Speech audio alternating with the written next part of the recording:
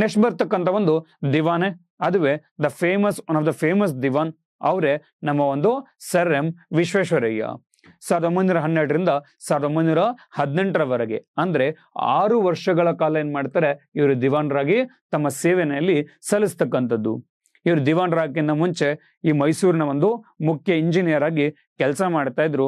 ಆ KRS ನ ನಿರ್ಮಾಣದ ಹಿಂದೆ ಇರತಕ್ಕಂತ ವ್ಯಕ್ತಿ ಯಾರು ಅಂತಂದ್ರೆ ಅದುವೇ ನಮ್ಮ ಒಂದು ಸರ್ ಎಂ ವಿಶ್ವೇಶ್ವರಯ್ಯ ಅಂತಾನು ಕೂಡ ಇಲ್ಲಿ ಕರಿತಕ್ಕಂಥದ್ದು. ಅದಕ್ಕೆ ನಾವು ಸರ್ ಎಂ ವಿಶ್ವೇಶ್ವರಯ್ಯನನ್ನ ಮೈಸೂರಿನ ಒಂದು ಶಿಲ್ಪಿ ಅಂತ ಕರೀತಾ ಹೋಗ್ತೀವಿ. ಆಧುನಿಕ ಮೈಸೂರಿನ ಒಂದು ಕೈಗಾರಿಕೆಗಳ ಶಿಲ್ಪಿ ಅಥವಾ ನಾವು ಸೃಷ್ಟಿಕರ್ತ ಅಂತಾನು ಕೂಡ ಇಲ್ಲಿ ಕರಿತಕ್ಕಂಥದ್ದು.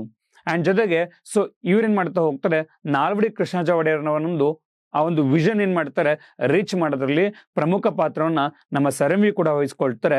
ಅಂಡ್ ಸರ್ ಎಂ ವಿಶ್ವೇಶ್ವರಯ್ಯ ಜೊತೆಗೆ ನಾಲ್ವಡಿ ಕೃಷ್ಣರಾಜ ಒಡೆಯರ್ ಅವರ ಒಂದು ಫ್ರೆಂಡ್ ಕ್ಲಾಸ್ಮೇಟ್ ಆಗಿರತಕ್ಕಂಥ ದಿವಾನ್ ಸರ್ ಮಿರ್ಜಾ ಇಸ್ಮಾಯಿಲ್ ಅವರಿಬ್ಬರು ಕೂಡ ಅಷ್ಟೇ ಮೈಸೂರು ಒಂದು ಮಾದರಿ ಮೈಸೂರು ಆಗ್ಲಿಕ್ಕೆ ಒಂದು ಮಾಡೆಲ್ಸ್ ಅಥವಾ ಒಂದು ಇಲ್ಲಿ ಏನ್ ಕರೀತಾ ಹೋಗ್ತೀವಿ ಸಾಧನಗಳು ಅಂತಾನು ಕೂಡ ಏನ್ ಮಾಡ್ತಾ ಹೋಗ್ತೀವಿ ನಾವು ಉಲ್ಲೇಖವನ್ನ ಇಲ್ಲಿ ಮಾಡಿರ್ತಕ್ಕಂಥದ್ದು. ಹಾಗಿದ್ರೆ ಸರ್ ಎಂ ವಿಶ್ವೇಶ್ವರಯ್ಯ ಕಾಲದಲ್ಲಿ ಏನೆಲ್ಲ ಕೊಡುಗೆಗಳನ್ನ ಕೊಡ್ತಾ ಬಂದಿದ್ದಾರೆ. ಮೊದಲನೇದು ಕೈಗಾರಿಕೀಕರಣ ಒಂದು ಅಭಿವೃದ್ಧಿ. 1934 ಇವರೊಂದು ಬುಕ್ ಅನ್ನ ಬರೀತಾರೆ, ಅದುವೇ the planned economy for India ಅಂತ ಹೇಳಿ. ಆ ಒಂದು ಪ್ಲಾನೆಡ್ ಎಕಾನಮಿ ಫಾರ್ ಇಂಡಿಯಾ ಪುಸ್ತಕದಲ್ಲಿ ಒಂದ್ ಮಾತನ್ನ ಹೇಳ್ತಾರೆ ಅವರು, industrialize or vanish or industrialize or the perish ಅಂದ್ರೆ ದರ್ ಇಸ್ ಕೈಗಾರಿಕೀಕರಣ ಇಲ್ಲವೇ ವಿನಾಶ ಅಂತ ಏನ್ ಮಾಡ್ತಾ ಹೋಗ್ತಾರೆ, ಈ ಒಂದು ಪದವನ್ನಲ್ಲಿ ಬಳಕೆ ಮಾಡ್ತಾರೆ. ಯಾಕೆಂದ್ರೆ ಆವಾಗ ಇಂಡಿಯನ್ ಆಗಿತ್ತು, ಪ್ರಿಡಾಮಿನೆಂಟ್ಲಿ ಪ್ರೈಮರಿ ಸೆಕ್ಟರ್ ಮೇಲೆ ಡಿಪೆಂಡ್ ಆಗಿತ್ತು. ಬಟ್ ಅಷ್ಟಲ್ಲಿ already France revolution, USA and American revolution ಎಲ್ಲ ಆಗಿ ಎಲ್ಲರೂ ಕೂಡ ಕೈಗಾರಿಕೆಗಳ ಆ ಒಂದು ಕಡೆ ಮುಖ ಮಾಡಿ ಮಲಗಿದ್ರೆ ನಾವಿನ್ನೂ ಕೂಡ ಅದ ಕಡೆ ಹೋಗಿರ್ಲಿಲ್ಲ. ಅವಾಗ ಒಂದು ಬುಕ್ಕಿನ ಮೂಲಕ ಏನ್ ಮಾಡ್ತಾರೆ, ಒಂದು ಎಚ್ಚರಿಕೆಯನ್ನು ನೀಡ್ತಕ್ಕಂಥ ಕೆಲಸ ಈ ಒಂದು ಸರ್ ಎಂ ವಿಶ್ವೇಶ್ವರಯ್ಯನ ಕಾಲದಲ್ಲಿ ನಡೀತಕ್ಕಂಥದ್ದು. ಅದಕ್ಕೋಸ್ಕರನೇ ನಾವು ಸರ್ ಎಂ ವಿಯರ್ನ the father of planned economy, ಭಾರತದ ಒಂದು ಯೋಜನಾ ಬ್ರಹ್ಮ ಅಂತಾನು ಕೂಡ ಏನ್ ಮಾಡ್ತಾ ಹೋಗ್ತೀವಿ ಕರಿತಾ ಹೋಗ್ತೀವಿ. ಹಾಗಿದ್ರೆ ಇವರು ಕೂಡ ಏನೆಲ್ಲ ಸ್ಥಾಪನೆ ಮಾಡ್ತಾ ಬಂದ್ರು. ಮೇಜರ್ ಆಗಿ ಬೆಂಗಳೂರಲ್ಲಿ ಇರ್ತಕ್ಕಂಥ ನಮ್ಮ ಯಶವಂತಪುರದ ಬಳಿ ಇರ್ತಕ್ಕಂಥ ಮೈಸೂರು ಒಂದು ಸ್ಯಾಂಡಲ್ ಸೋಪ್ ಫ್ಯಾಕ್ಟರಿ. ಸೋಪ್ ಅಂತಂದ್ರೆ ಕನ್ನಡದಲ್ಲಿ ಸಾಬೂನು, ಡಿಟರ್ಜೆಂಟ್ ಅಂದ್ರೆ ಕನ್ನಡದಲ್ಲಿ ಮಾರ್ಜಕ ಅಂತ ಕರಿತೀವಿ. ಈ ಸಾಬೂನು ಮತ್ತೆ ಮಾರ್ಜಕ ಒಂದು ಫ್ಯಾಕ್ಟರಿ ಏನ್ ಮಾಡ್ತಾರೆ 1916ರಲ್ಲಿ ಯಶವಂತಪುರದಲ್ಲಿ ಸ್ಥಾಪನೆ ಮಾಡ್ತಾ ಹೋಗ್ತಾರೆ. ಇದಕ್ಕೆ ಮೊಟ್ಟ ಮೊದಲ ಬ್ರ್ಯಾಂಡ್ ಅಂಬಾಸಿಡರ್ ಯಾರು ಗೊತ್ತಾ? MS ಧೋನಿ ಅವರೇನಾಗಿದ್ರು ಮೊಟ್ಟ ಮೊದಲ ಒಂದು ಬ್ರ್ಯಾಂಡ್ ಅಂಬಾಸಿಡರ್ ಆಗಿ ಕಾರ್ಯವನ್ನು ಕೂಡ ಇಲ್ಲಿ ನಿರ್ವಹಿಸಿದ್ರು. ಅಂಡ್ 18ರಲ್ಲಿ ಬೆಂಗಳೂರಿನಲ್ಲಿ ಚರ್ಮದ ಸಂಸ್ಕರಣೆ ಮತ್ತೆ ಲೋಹದ ಒಂದು ಕಾರ್ಖಾನೆ ಓಪನ್ ಮಾಡ್ತಾರೆ. ನಂತರದಲ್ಲಿ ಭದ್ರಾವತಿನಲ್ಲಿ ಕಬ್ಬಿಣ ಮತ್ತೆ ಉಕ್ಕಿನ ಒಂದು ಕಾರ್ಖಾನೆ ಓಪನ್ ಮಾಡ್ತಾರೆ. ನಂತರದಲ್ಲಿ ಯಶವಂತಪುರದಲ್ಲಿ ಒಂದು ಲ್ಯಾಂಪ್ ಫ್ಯಾಕ್ಟರಿನ ಕೂಡ ಇಲ್ಲಿ ಓಪನ್ ಮಾಡ್ತಕ್ಕಂಥದ್ದು. ಇಯರ್ ಬೇರೆ ಬೇರೆ ಇದೆ ಅಂದ್ರೆ ಅವ್ರು ದಿವಾನರಾಗಿದ್ದ ಕಾಲದಲ್ಲ, but he is a person who been for the establishment of this kind of the factories ಅಂತ ಹೇಳ್ತಾ ಹೋಗ್ತೀವಿ. ಅಂಡ್ ಅಷ್ಟೇ ಇಲ್ದೇನೆ ಇವ್ರು ಹೇಳ್ತಕ್ಕಂಥದ್ದು ಕೈಗಾರಿಕೆಗಳ ಉತ್ತೇಜನಕ್ಕಾಗಿ 1913ರಲ್ಲಿ ಮೈಸೂರು ಬ್ಯಾಂಕ್ ಲಿಮಿಟೆಡ್ ನ ಆನ್ ದ ಡೇಟ್ ಆಫ್ 19 ಮೇಗೆ ಏನ್ ಮಾಡ್ತಾರೆ ಸ್ಥಾಪನೆ ಮಾಡ್ತಾರೆ. ಬಟ್ ಅದು ಕೇಮ್ ಇನ್ ಟು ಫೋರ್ಸ್ ಆಗಿದ್ದು 2 ಅಕ್ಟೋಬರ್ 1913ರಲ್ಲಿ ಸ್ಥಾಪನೆ ಆಗುತ್ತೆ. ಅದು ಅವತ್ತಿನ ಕಾಲದಲ್ಲೇ with A capital of ₹20 lakhs 20 ಲಕ್ಷಗಳನ್ನ ಇಟ್ಕೊಂಡು ಏನ್ ಮಾಡ್ತಾರೆ ಈ ಒಂದು SBM ಸ್ಟೇಟ್ ಬ್ಯಾಂಕ್ ಆಫ್ ಮೈಸೂರಿನ ಸ್ಥಾಪನೆ ಮಾಡ್ತಾರೆ. ಬಟ್ ಇತ್ತೀಚೆಗೆ 2016ರಲ್ಲಿ ಆ SBM ಏನಾಗಿದೆ SBI ಜೊತೆ ಅದು ವಿಲೀನಗೊಂಡಿರ್ತಕ್ಕಂಥದ್ದು.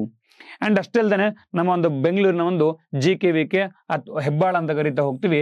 ಹೆಬ್ಬಾಳದ ಬಳಿ ಏನ್ ಮಾಡ್ತಾರೆ GKVK ಅಂದ್ರೆ ಅಗ್ರಿಕಲ್ಚರ್ ಯೂನಿವರ್ಸಿಟಿನೂ ಕೂಡ ಏನ್ ಮಾಡ್ತಾರೆ ಸ್ಥಾಪನೆ ಮಾಡ್ತಕ್ಕಂಥದ್ದು.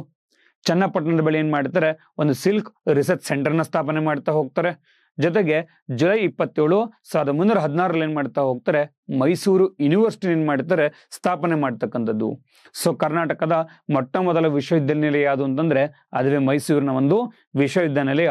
ಇದಕ್ಕೆ ಮೊದಲ ಕುಲಪತಿಗಳಾಗಿ ನಾಲ್ವಡಿ ಕೃಷ್ಣರಾಜ ಒಡೆಯರ್ ಆಗಿದ್ರೆ, ಅದೇ ರೀತಿಯಾಗಿ ಮೊದಲ ಉಪಕುಲಪತಿಗಳಾಗಿದ್ರು ಅಂತ ಕೇಳಿದ್ರೆ ಆನ್ಸರ್ ಇಸ್ HV ನಂಜುಂಡೆಯವರಾಗಿದ್ರು.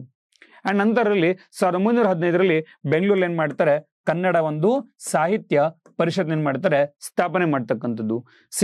ಕನ್ನಡ ಅನ್ನೋಕ್ಕಿಂತ ಮುಂಚೆ ನಾವು ಆಕ್ಚುಲಿ ಕರ್ನಾಟಕ ಸಾಹಿತ್ಯ ಪರಿಷತ್ ಅಂತ ಕರಿತಾ ಇದ್ವಿ. ಇನಿಷಿಯಲ್ ಸ್ಥಾಪನೆ ಮಾಡೋದಾಗಿದ್ದು ಕರ್ನಾಟಕ ಸಾಹಿತ್ಯ ಪರಿಷತ್ ಇದು. ನಂತರದಲ್ಲಿ ನಮ್ಮ ಒಂದು ಬಿ ಎಂ ಶ್ರೀ ಅಂದ್ರೆ ಬಿ ಎಂ ಶ್ರೀಕಂಠಯ್ಯ ಅಂತ ಕರಿತೀವಿ, ಅವ್ರೇನ್ ಮಾಡ್ತಾರೆ ಕರ್ನಾಟಕ ಬದಲಾಗಿ ಕನ್ನಡ ಪದ ಬಳಕೆ ಮಾಡ್ತಾರೆ. ಅದರ ಮೂಲಕ ಇದು ಕನ್ನಡ ಸಾಹಿತ್ಯ ಪರಿಷತ್ ಆಗಿಲಿ ಬದಲಾವಣೆ ಆಗ್ತಾ ಹೋಗುತ್ತೆ. ಅಂಡ್ ಈ ಒಂದು ಕನ್ನಡ ಸಾಹಿತ್ಯ ಪರಿಷತ್ ಅಂತ ಬಂದಾಗ ಇದಕ್ಕೆ ಮೊಟ್ಟ ಮೊದಲ ಕುಲಪತಿಗಳು ಅಥವಾ ಮೊಟ್ಟ ಮೊದಲ ಅಧ್ಯಕ್ಷ ಯಾರಾಗಿದ್ರು ಅಂತಂದ್ರೆ ಎಚ್ ವಿ ನಂಜುಂಡಯ್ಯ ಅವರು ಮೊಟ್ಟ ಮೊದಲಲ್ಲಿ ಅಧ್ಯಕ್ಷರಾಗಿದ್ರು. ಈಗ ನಾವು 87ನೇ ಒಂದು ಕನ್ನಡ ಸಾಹಿತ್ಯ ಸಮ್ಮೇಳನ ಮಾಡ್ತಾ ಇದೀವಿ. ಎಲ್ಲಿ ನಾವು ಮಂಡ್ಯ ಜಿಲ್ಲೆನಲ್ಲಿ ಇವಾಗ ಮಾಡ್ತಾ ಇರ್ತಕ್ಕಂಥದ್ದು. 86ನೇದು ಹಾವೇರಿಲಾಗಿತ್ತು, ಈಗ 87ನೇದು ಮನೆ ಡಿಸ್ಟಿಕ್ ಅಲ್ಲಿ ಮಾಡ್ತಿದ್ರೆ. ಇದುವರೆಗೂ ಬೆಂಗಳೂರಲ್ಲಿರುವ ಬೆಂಗಳೂರು ಒಂದು ಗ್ರಾಮೀಣ ಇರ್ಬೋದು, ಜೊತೆಗೆ ರಾಮನಗರ ಇರ್ಬೋದು, ಅಂಡ್ ಇನ್ನೊಂದು ಡಿಸ್ಟಿಕ್ ಇದೆ ಕೊಡಗು ಇರ್ಬೋದು. ಸೊ ಒಂದು 3 ಜಿಲ್ಲೆಗಳಲ್ಲಿ ಇದುವರೆಗೂ ಕೂಡ ಅಷ್ಟೇ ಕನ್ನಡ ಸಾಹಿತ್ಯ ಪರಿಷತ್ ನಂಗೆ ಯಾವುದೇ ರೀತಿಯ ಒಂದು ಸಾಹಿತ್ಯ ಸಮ್ಮೇಳನಗಳಲ್ಲಿ ಮಾಡಿಲ್ಲ. ಸೊ ನಂತರದಲ್ಲಿ ಇವರ ಒಂದು ಬರ್ತ್ಡೇ ಅಂದ್ರೆ ಸರ್ ಎಂ ವಿಶ್ವೇಶ್ವರಯ್ಯ ಹುಟ್ಟಿದ ದಿನಾಂಕ ಯಾವುದು ಅಂತಂದ್ರೆ ಸೆಪ್ಟೆಂಬರ್ 15. ಅದನ್ನ ನಾವು ಕರ್ನಾಟಕದ ಇಂಜಿನಿಯರ್ಸ್ ಡೇ ಅಥವಾ ನಾವು ಅಭಿಯಂತರರ ದಿನ ಅಂತ ಸೆಲೆಬ್ರೇಷನ್ ಮಾಡ್ತಾ ಇದೀವಿ. ನಾಟ್ ಓನ್ಲಿ ಕರ್ನಾಟಕ, ಎಂಟರ್ ಇಂಡಿಯಾದಲ್ಲಿ ಮಾಡ್ತಾ ಇದೀವಿ. ನಾಟ್ ಓನ್ಲಿ ಇನ್ ಇಂಡಿಯಾ ಇರ್ಬೋದು, ಶ್ರೀಲಂಕಾ ಇರ್ಬೋದು, ತಾಂಜೇನಿಯಾದಲ್ಲೂ ಕೂಡ ಏನ್ ಮಾಡ್ತೀರಾ on the day September 15 we are celebrating it as a engineers day ಆಗಿಲ್ಲಿ ಸೆಲೆಬ್ರೇಷನ್ ಅಲ್ಲಿ ಮಾಡ್ತಾ ಇದೀವಿ. ಅಂಡ್ ಜೊತೆಗೆ ಸರ್ ಎಂ ವಿಶ್ವೇಶ್ವರಯ್ಯ ಏನ್ ಮಾಡ್ತಾರೆ 1954 ಏನ್ ಮಾಡ್ತಾರೆ ಭಾರತ ರತ್ನ ಒಂದು ಅವಾರ್ಡ್ನ ಕೂಡ ಇಲ್ಲಿ ಕೊಡ್ತಕ್ಕಂಥದ್ದು. ಭಾರತದ ಒಂದು ಅತ್ಯಂತ ಒಂದು ಪ್ರಮುಖ ಅವಾರ್ಡ್ ಆಗಿರ್ತಕ್ಕಂಥ ಅಥವಾ ನಾಗರಿಕ ಅತ್ಯುನ್ನತ ಅವಾರ್ಡ್ ಆಗಿರ್ತಕ್ಕಂಥ ಭಾರತ ರತ್ನ ಕೊಟ್ಟು ಏನ್ ಮಾಡ್ತಾರೆ ಇಲ್ಲಿ ಭಾರತ ರತ್ನ ಒಂದು ಅವಾರ್ಡ್ನ ಇಲ್ಲಿ ಕೊಟ್ಟಿರ್ತಕ್ಕಂಥದ್ದು. ಬಟ್ ಆದ್ರೆ 1918ರಲ್ಲಿ ಖುದ್ದಾಗಿ ಇವ್ರೇನ್ ಮಾಡ್ತಾರೆ ರಿಸೈನ್ ಮಾಡ್ಬೇಕಾಗಿರ್ತಕ್ಕಂಥ ಒಂದು ಸಂದರ್ಭ ಏರ್ಪಡುತ್ತೆ. ಯಾಕೆ ಅವ್ರು ರಿಸೈನ್ ಮಾಡಿದ್ರು? Because of the only one thing.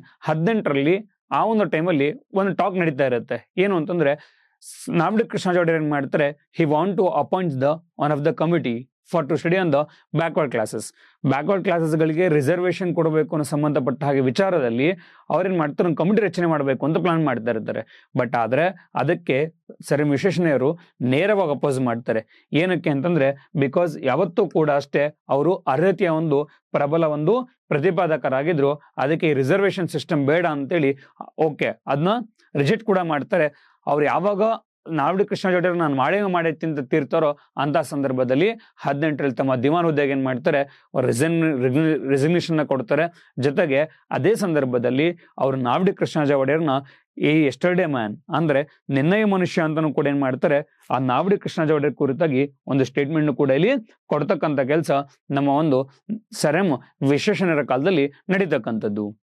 ನಂತರದಲ್ಲಿ ಬರ್ತಕ್ಕಂಥದ್ದೇ ಸರ್ ವಿಶ್ವೇಶ್ವರಯ್ಯ ಅವ್ರು ಬರೆದಿರ್ತಕ್ಕಂಥ ಬೇರೆ ಬೇರೆ ಒಂದು ಪುಸ್ತಕಗಳು ಯಾವ್ದೆಲ್ಲ ಇದೆ ಅಂತಂದ್ರೆ a vision of prosperous Mysuru ಅಂತ ಇದೆ, ರೀಕನ್ಸ್ಟ್ರಕ್ಟಿಂಗ್ ಇಂಡಿಯಾ ಇದೆ, rapid development of industries, planned economy for India, memories of my working life.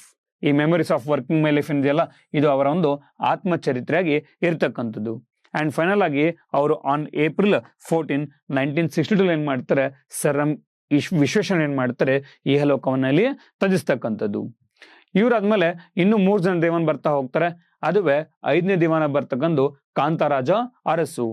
So ಹಿಂದುಳಿದ ವರ್ಗಗಳಿಗೆ ಸೇರಿರ್ತಕ್ಕಂಥ ಮೊಟ್ಟ ಮೊದಲ ದಿವಾನ್ ಯಾರು ಅಂತಂದ್ರೆ ಅದುವೇ ಕಾಂತರಾಜ ಅರಸಾಗಿದ್ರು.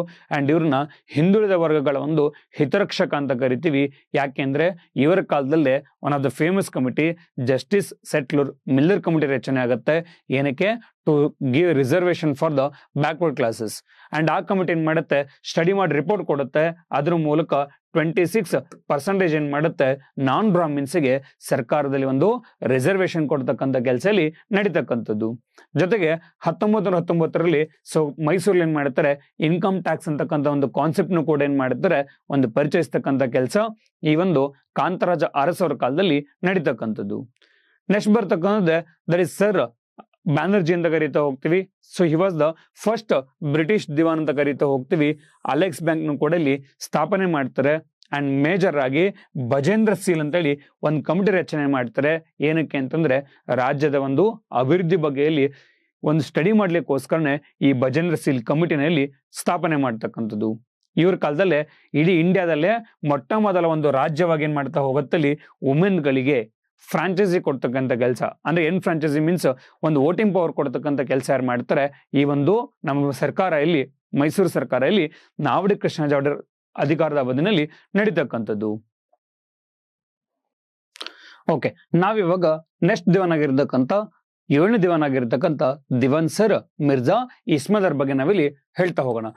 ಲಾಂಗೆಸ್ಟ್ ಡ್ಯೂರೇಷನ್ ಅಲ್ಲಿ ಕಾರ್ಯನಿರ್ವಹಿಸಿರ್ತಕ್ಕಂಥ ಒಂದು ವ್ಯಕ್ತಿ ಯಾರು ಅಂತ ಕೇಳಿದ್ರೆ ಅದುವೇ ಸರ್ ದಿವಾನ್ ಮಿರ್ಜಾ ಇಸ್ಮಾಯಿಲ್. ಅಂಡ್ ಇವರು ಕೂಡ ಅಷ್ಟೇ. ಸೊ ನಾವಡಿ ಕೃಷ್ಣರಾಜ ಒಡೆಯರ್ ಮತ್ತೆ ಸರ್ ದಿವಾನ್ ಮಿರ್ಜಾ ಇಸ್ಮಾಯಿಲ್ ಇಬ್ಬರು ಕೂಡ ಕ್ಲಾಸ್ಮೇಟ್ಸ್ ಆಗಿದ್ರು. ಈ ಒಂದು ಕಾರಣಕ್ಕೆ ಸರ್ ಮಿರ್ಜಾ ಇಸ್ಮಾಯಿಲ್ ಅವರಿಗೆ ನಾವಡಿ ಕೃಷ್ಣರಾಜ ಒಡೆಯರ್ ಒಂದು ಆಸೆ ಇರ್ಬೋದು, ಅವರ ಅಭಿರುಚಿ ಇರ್ಬೋದು, ಅವರ ಆಲೋಚನೆಗಳು ಎಲ್ಲವನ್ನೂ ಕೂಡ ಕಂಡಿದ್ರು. ಅದಕ್ಕೋಸ್ಕರನೇ ಇವರ ಕಾರ್ಯತಂತ್ರನು ಕೂಡ ಏನಾಗತ್ತಲ್ಲಿ ಅದರ ಬೇಸ್ ಆಗಿ ಏನ್ ಮಾಡ್ತಾ ಹೋಗ್ತಾರೆ, ಕಾರ್ಯತಂತ್ರ ಹಾಕ್ತಾ ಹೋಗ್ತಾರೆ. ಅದ್ರ ಮೂಲಕ ಮೈಸೂರಿನ ಏನ್ ಮಾಡ್ತಾ ಹೋಗ್ತಾರೆ, ಇಬ್ಬರು ಸೇರ್ಕೊಂಡು ಒಂದು ಅಭಿವೃದ್ಧಿ ಸಾಗಿಸ್ತಕ್ಕಂಥ ಕೆಲಸದಲ್ಲಿ ನಡೀತಾ ಹೋಗುತ್ತೆ ಸ್ನೇಹಿತರೆ. ಅಂಡ್ ಇವ್ರು ಏನ್ ಮಾಡ್ತಾರೆ, 1936ರಲ್ಲಿ ಮಂಡ್ಯದಲ್ಲಿ ಏನ್ ಮಾಡ್ತಾ ಹೋಗ್ತಾರೆ, ಶುಗರ್ ಫ್ಯಾಕ್ಟ್ರಿ, ಮೈ ಶುಗರ್ ಫ್ಯಾಕ್ಟ್ರಿನ ಸ್ಥಾಪನೆ ಮಾಡ್ತಕ್ಕಂಥದ್ದು. 1937ರಲ್ಲಿ ಬೆಳಗೋಳದಲ್ಲಿ ಏನ್ ಮಾಡ್ತಾರೆ, ಒಂದು ರಸಗೊಬ್ಬರ ಕಾರ್ಖಾನೆ ಸ್ಥಾಪನೆ ಮಾಡ್ತಾರೆ. 1939ರಲ್ಲಿ ಭದ್ರಾವತಿನಲ್ಲೊಂದು ಸಿಮೆಂಟ್ ಫ್ಯಾಕ್ಟ್ರಿ ಸ್ಥಾಪನೆ ಮಾಡ್ತಕ್ಕಂಥದ್ದು. ಅಂಡ್ ಅಷ್ಟೇ ಅಲ್ದೇನೆ ಇವ್ರೇನ್ ಮಾಡ್ತಾರೆ, on the advice of the sir Mirza Ismail only Walchand Hirachand ಅಂತಕ್ಕಂಥ ವ್ಯಕ್ತಿ ಏನ್ ಮಾಡ್ತಾರೆ, ಹಿ ಸ್ಟಾರ್ಟೆಡ್ ದ ಡಿಸೆಂಬರ್ 23, 1940ರಲ್ಲಿ ಏನ್ ಮಾಡ್ತಾರೆ, HL ಕೂಡ ಇಲ್ಲಿ ಸ್ಥಾಪನೆ ಮಾಡ್ತಕ್ಕಂಥದ್ದು. ಅಂಡ್ ಇನ್ನೊಂದು KRS ನ ಒಂದು ಅಣೆಕಟ್ಟಿನ ಮುಂಭಾಗ ಏನ್ ಮಾಡ್ತಾರೆ ಇವರು ಅಂತಂದ್ರೆ, ಫೇಮಸ್ ಆಗಿರ್ತಕ್ಕಂಥ ಒಂದು ಬೃಂದಾವನ ಒಂದು ಉದ್ಯಾನವನ ನಿರ್ಮಾಣ ಮಾಡ್ತಾರೆ. ಜೊತೆಗೆ ಲಾಲ್ಬಾಗ್ ನಲ್ಲಿ ಏನ್ ಮಾಡ್ತಾರೆ, ಒಂದು ಗಾಜಿನ ಮನೆಯನ್ನು ಕೂಡ ನಿರ್ಮಾಣ ಮಾಡ್ತಕ್ಕಂಥದ್ದು. ಮೈಸೂರಿನ ಒಂದು ರೆಪ್ರೆಸೆಂಟೇಟಿವ್ ಆಗಿ all 3 round table conferences, England ಇರ್ತಕ್ಕಂಥ ಒಂದು ಎಲ್ಲಾ 3 ದುಂಡಿ ಮೇಜಿನ ಪರಿಷತ್ಗಳು ಕೂಡ ಏನ್ ಮಾಡ್ತಾರೆ, ಅಟೆಂಡ್ ಮಾಡ್ತಕ್ಕಂಥ ಕೆಲಸ ದಿವಾನ್ ಸರ್ ಮಿರ್ಜಾ ಇಸ್ಮಾಯಿಲ್ ಮಾಡ್ತಾ ಹೋಗ್ತಾರೆ. Apart from sir Diwan Mirza Ismail, one more person is there, Benegal Ramarao and doctor BR Ambedkar. ಈ 3 ವ್ಯಕ್ತಿಗಳು ಎಲ್ಲಾ 3 ಒಂದು ದುಂಡು ಮೇಜಿನ ಪರಿಷತ್ನಲ್ಲಿ ಅಟೆಂಡ್ ಮಾಡಿರ್ತಕ್ಕಂಥವ್ರು. ಅಂಡ್ 1940ರಲ್ಲಿ ಏನ್ ಮಾಡ್ತಾರೆ, ಶಿಂಷಾದಲ್ಲಿ ಒಂದು ವಿದ್ಯುತ್ ಕೇಂದ್ರನ ಸ್ಥಾಪನೆ ಮಾಡ್ತಾ ಹೋಗ್ತಾರೆ. ಅಂಡ್ ಇವರ ಒಂದು ಕಾಲದಲ್ಲಿ ಮೈಸೂರು ನಗರವನ್ನಲ್ಲಿ ಉದ್ಯಾನವನಗಳ ಒಂದು ನಗರವಾಗಿ ಏನ್ ಮಾಡ್ತಾರೆ, ರಚನೆ ಮಾಡ್ತಕ್ಕಂಥ ಕೆಲಸ ಈ ಒಂದು ಮಿರ್ಜಾ ಇಸ್ಮಾಯಿಲ್ ಅವರಲ್ಲಿ ಮಾಡ್ತಕ್ಕಂಥದ್ದು. ಇನ್ನೊಂದು 1927ರಲ್ಲಿ ಬದನವಾಳ ಅಂತ ಕರಿತೀವಿ, ಅಲ್ಲಿ ಒಂದು ಖಾದಿ ಉತ್ಪಾದನಾ ಕೇಂದ್ರ ಸ್ಥಾಪನೆ ಮಾಡ್ತಾರೆ. ಅದೇ ಸಂದರ್ಭದಲ್ಲೇ ಗಾಂಧೀಜಿಯರೇನಾಗಿರ್ತಾರೆ, ನಮ್ಮ ಒಂದು ಚಿಕ್ಕಬಳ್ಳಾಪುರದ ಒಂದು ನಂದಿ ಹಿಲ್ಸ್ ಒಂದು ಸ್ಟೇ ಆಗಿರ್ತಾರೆ. ಆ ಟೈಮಲ್ಲಿ ಲೈಟ್ ಒಂದು ಸ್ಟ್ರೋಕ್ ಆಗಿರುತ್ತೆ, ರೆಸ್ಟ್ಗೋಸ್ಕರ ಬಂದ ಸ್ಟೇ ಆಗಿರ್ತಾರೆ. ಅಂತ ಸಂದರ್ಭದಲ್ಲಿ ಅವ್ರನ್ನ ಏನ್ ಮಾಡ್ತಾರೆ, ಈ ಒಂದು ಇನಾಗ್ರೇಷನ್ ಇನ್ವೈಟ್ ಮಾಡಿ ಗಾಂಧೀಜಿ ಮೂಲಕ ಏನ್ ಮಾಡ್ತಾರೆ, ಈ ಬದನವಾಳದ ಒಂದು ಖಾದಿ ಒಂದು ಫ್ಯಾಕ್ಟರಿ ಏನ್ ಮಾಡ್ತಾರೆ, ಇನಾಗ್ರೇಷನ್ ಮಾಡಿಸ್ತಕ್ಕಂಥ ಕೆಲಸ ದಿವಾನ್ ಮಿರ್ಜಾ ಇಸ್ಮಾಯಿಲ್ ಅವರ ಕಾಲದಲ್ಲಿ ನಡೀತಕ್ಕಂಥದ್ದು. ಅಂಡ್ ಜೊತೆಗೆ ಬೆಂಗಳೂರು ಮತ್ತೆ ಮೈಸೂರಲ್ಲಿ ಏನ್ ಮಾಡ್ತಾ ಹೋಗ್ತಾರೆ, ಆಕಾಶವಾಣಿಗಳನ್ನ ಕೂಡ ಏನ್ ಮಾಡ್ತಾರೆ, ರೇಡಿಯೋ ಸ್ಟೇಷನ್ಸ್ಗಳನ್ನು ಕೂಡ ಸ್ಥಾಪನೆ ಮಾಡ್ತಾರೆ.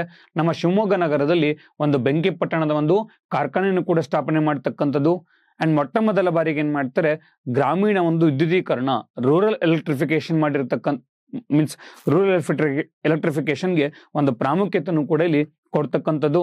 ಜೊತೆಗೆ ದ ಫೇಮಸ್ ಹಾಸ್ಪಿಟಲ್ಸ್, ಕೋಲಾರದ ಒಂದು ನರಸಿಂಹರಾಜ್ ಆಸ್ಪತ್ರೆ, ಶಿವಮೊಗ್ಗದ ಮೆಗಾನ್ ಆಸ್ಪತ್ರೆ, ಮೈಸೂರಿನ ವಾಣಿವಿಲಾಸ ಆಸ್ಪತ್ರೆ, ಬೆಂಗಳೂರಲ್ಲೂ ಕೂಡ ಏನ್ ಮಾಡ್ತಾರೆ, ನಿವಾನ್ಸ್ ಹಾಸ್ಪಿಟಲ್ ನಲ್ಲಿ ರಚನೆ ಮಾಡ್ತಕ್ಕಂಥದ್ದು. ಇವರಿಗೆ ಸ್ವತಃ ಒಡೆಯರ್ ಏನ್ ಮಾಡ್ತಾರೆ, ಒಂದು ಬಿರುದನ್ನ ಕೊಡ್ತಾರೆ.